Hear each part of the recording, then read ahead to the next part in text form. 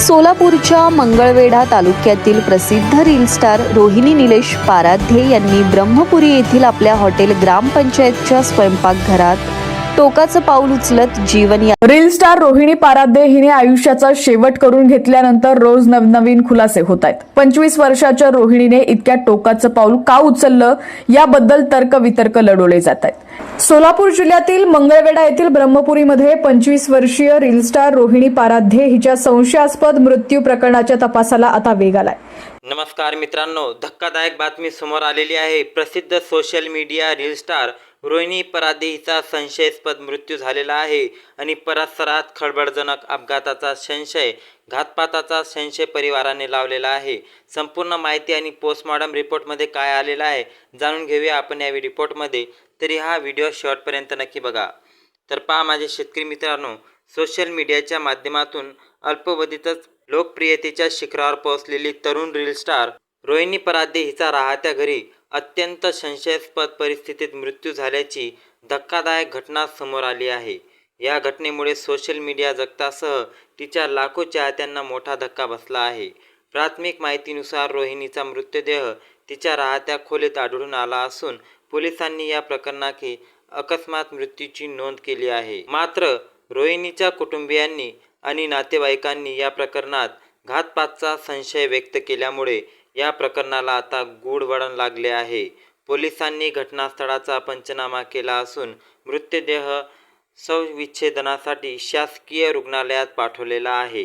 Social मीडियावरील ग्लॅमरसच्या मागे दडलेले भीषण वास्तव की वैयक्तिक आयुष्यातील वाद या दिशेने आता पोलिसांचा तपास सुरू झाला आहे। तर पहा माझ्या लाडक्या मित्रांनो, घटना नेमकी काय आणि कशी घडली। तर मिळालेल्या अधिकृत माहितीनुसार रोहिणी पाराध्ये ही तिच्या फ्लॅटमध्ये राहत होती।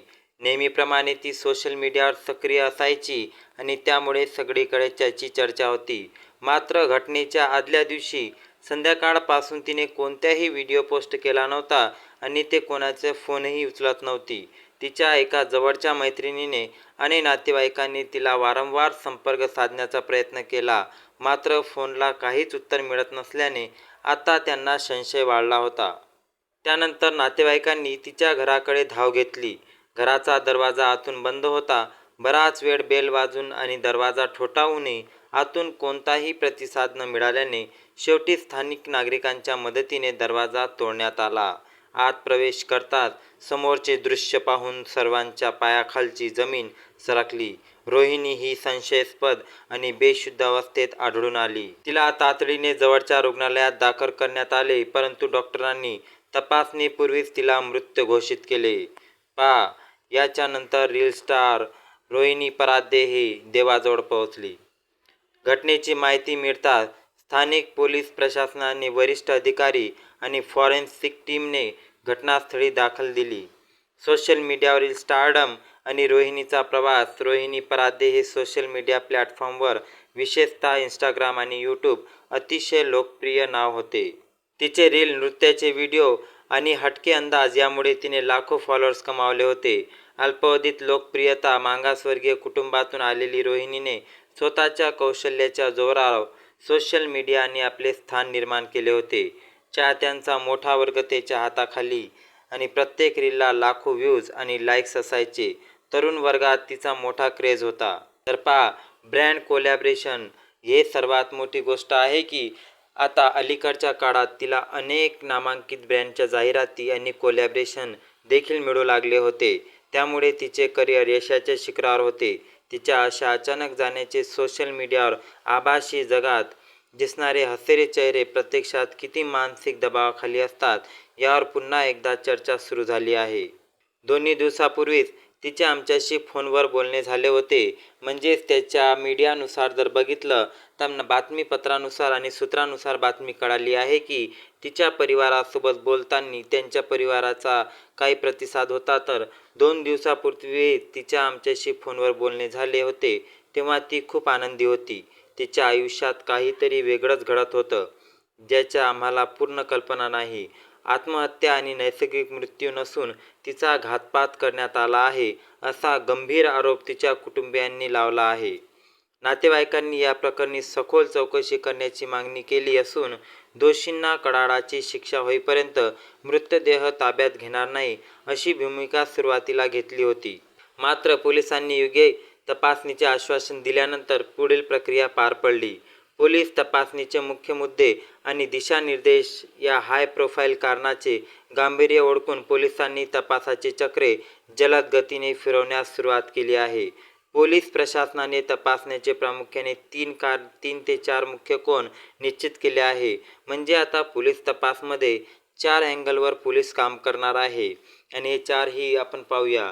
मोबाईल आणि सोशल मीडिया चॅट्सची तपासणी.